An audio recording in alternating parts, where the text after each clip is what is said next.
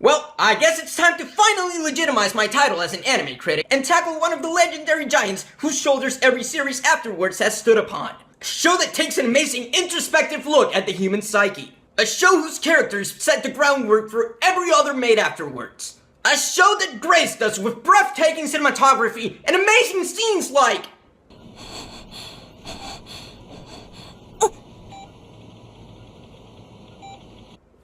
You knew it was coming. Neon Genesis Evangelion, everyone! 残酷な天使のように少年よ神話になる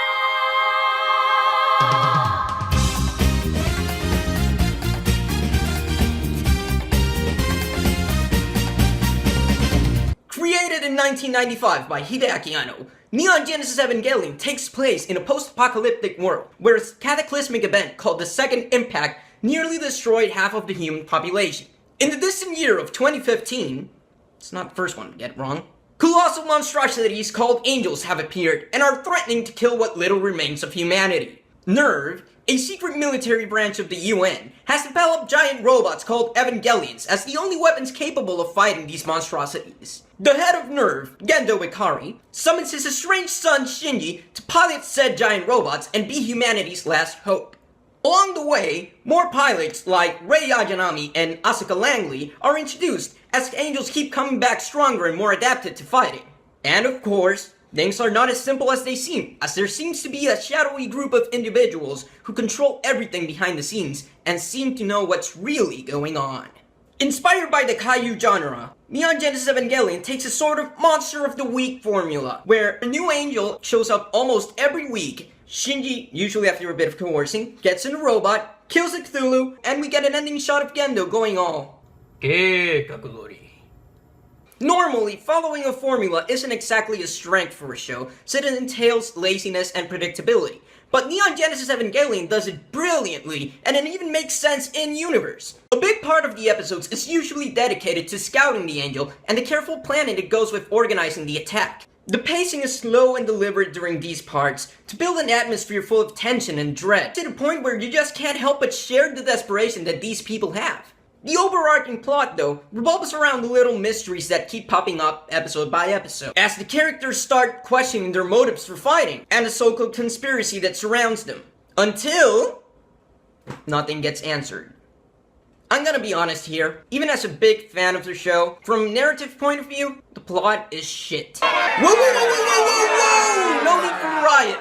Let me explain myself.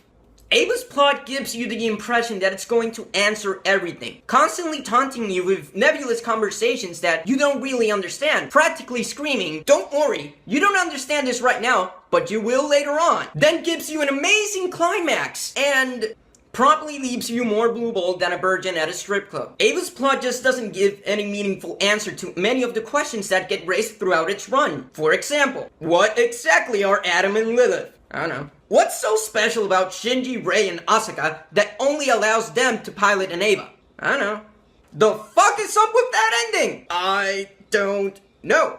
Well, okay, I do know, but that's because I've watched this show a crap ton of times, and even then, I wouldn't know half the shit I know if it weren't for the huge online resources that have been made available throughout the years. It just pisses me off that half the story isn't actually in the show. It's one thing to leave a couple of things ambiguous so that the viewer can come up with his own conclusions and make the experience more memorable. But it's another to make your show deliberately confusing so that you don't have to come up with an answer to everything. The point I'm trying to make is that as a story, Evangelion didn't leave me satisfied with its conclusion, because a lot of its plot threads are just left hanging in the air. You might be asking yourself, that's it? That's a timeless classic that everyone and their grandmother has a boner for? To that I say, how can a grandmother get a boner? And no, far from it. Here's the thing. For all the crap I've given Evangelion's plot, it more than makes up for it with its brilliant characters. At first you get the impression that it's just another giant robot show, but as you keep going, the more it stops being about the fighting, and the more it becomes about exploring the characters. It gets to the point where sometimes the angel fights are more of an inconvenience than an actual conflict, as you're more interested in seeing how the characters struggle to keep their psyche in one piece. Every important character is inherently broken, and I find that it's a very honest portrayal of the human experience. It shows you how from the outside looking in, sometimes people make mistakes and decisions that you would deem stupid, when in reality, they're just doing what they can with what they have. I should point out that Hideaki Anno was struggling with clinical depression at the time he wrote this show, and he really made an effort to pour all of that pent-up anger and sadness into his characters. It's why if you're familiar with depression, sometimes the characters act in a way that can hit very close to home. All of this points to Evangelion's true nature, and that is a deconstruction of the mech genre. For those not familiar with the term, a deconstruction takes the common elements and themes found in a genre and takes them apart to explore their true nature. This show, for example, tackles some of the more ludicrous aspects of the mech genre, like how in most super robot shows, there's little to no planning of what's basically an organized military operation. And they very rarely address the effort and stress that the people behind the scenes usually go through, even though the pilots wouldn't be able to do shit without them. It even shows how fucked up it is to make the pilots teenagers, because it basically makes them child soldiers. But in my opinion, Neon Genesis Evangelion goes much deeper in its deconstruction than these surface level tropes. In the mech genre, one of the core themes found throughout all of it is the coming of age of a young man. When you're a teenager, you suddenly inherit a lot of responsibilities that you never had before. You develop new problems you never thought of, and people expect more from you in general. Now, if you look at the average mech show, a lot of parallels seem to come up, like a protagonist suddenly falling into the cockpit of a giant robot, and being expected to fight by these adults to seem to have everything under control. Or how at first the protagonist seems to fumble around in the robot, but near the end he's an incredibly proficient pilot. Neon Genesis Evangelion takes this frame and raises the questions of, what if the protagonist isn't an altruistic youth with a healthy childhood? Or what if the adults are just as lost as everyone else, but seem to cope better with alcohol, sex, and drugs? Most shows deliver the message that growing up can sometimes be hard. But if you work hard enough, you can persevere through it and become a well-rounded adult. Neon Genesis Evangelion says, fuck that. Growing up can sometimes be downright horrible. And if you're not equipped to handle the stresses of the real world, it will crush you. The traumas that you suffer during your formative years aren't just gonna disappear when you're 21. They will follow you to your grave if you don't get a handle on them. This is most apparent in Shinji, who exemplifies what growing up without a parental figure does to you. Most people complain about him because he can sometimes be a really whiny bitch, but I can't really fault him for being like that. He's 14 fucking years old! Of course he's not equipped to handle all of that stress. Pair that with his inability to form bonds because he's never really connected with anyone, and you get the perfect cocktail for a psychotic breakdown. All things considered, he handled things pretty well. Wow. At least he handled them, I guess. I find it very interesting how throughout the show, people are always comparing him with Gendo, even though most of what we see of him is him being an asshole. This goes back to what I said earlier of traumas following you throughout adulthood, because it is somewhat implied that Gendo is what Shinji would be like if he kept on the road that he is currently on. I'd really like to dive deeper into other characters, but I could be here a whole hour and still not be done. Needless to say, these are all very interesting people and make for a really compelling cast. Another important aspect of Evangelion is, of course, its animation. The show is infamous in this regard because it literally spent its whole budget in fight scenes.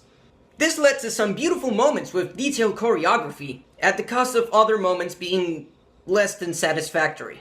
You can see a lot of clever cost-saving techniques like people covering their mouths when trying to say something, or talking out of frame in order to not animate a character's mouth. Sometimes the characters just stand there in silence while ambient sounds fill up the scene for up to a minute. What's amazing is that some of these restrictions actually led to some of the more memorable moments in the show. The unspoken dialogue sprinkled throughout adds a lot of depth and impact to some scenes in a way that words can never do justice. Sometimes all you need to communicate a message is enough silence for the audience to process what's really going on. And Hideaki Anno is a master of doing this. Unfortunately, creativity can only make up for a low budget up to a certain point.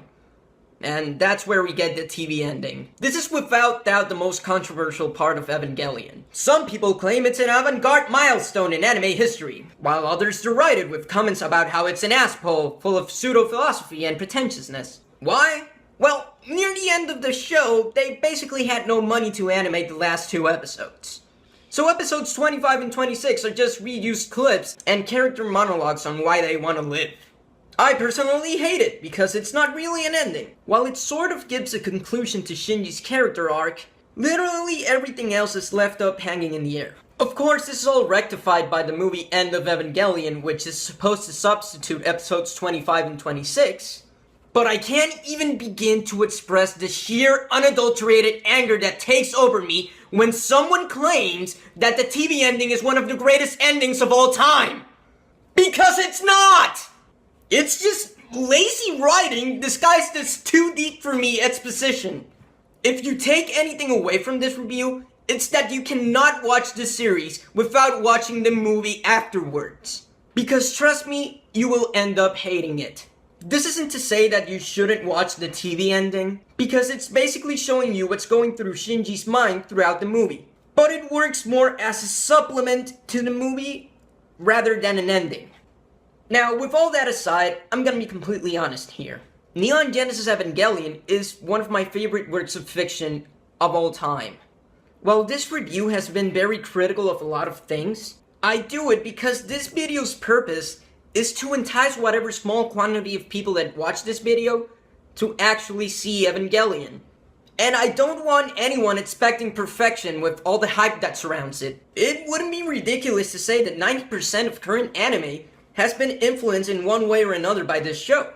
The opening is considered legendary by some people. Rei Yanami has inspired a crap ton of other characters. And certain scenes are still celebrated to this day. Even the people who make a hobby out of hating Eva have at least one character that they like. Evangelion sometimes captures perfectly what it's like to be human. It leaves you with the message that even though bonding with people can sometimes lead to pain and suffering, at the end of the day, it's still worth it. Because what makes humanity so unique, it's different points of view and its capacity to love.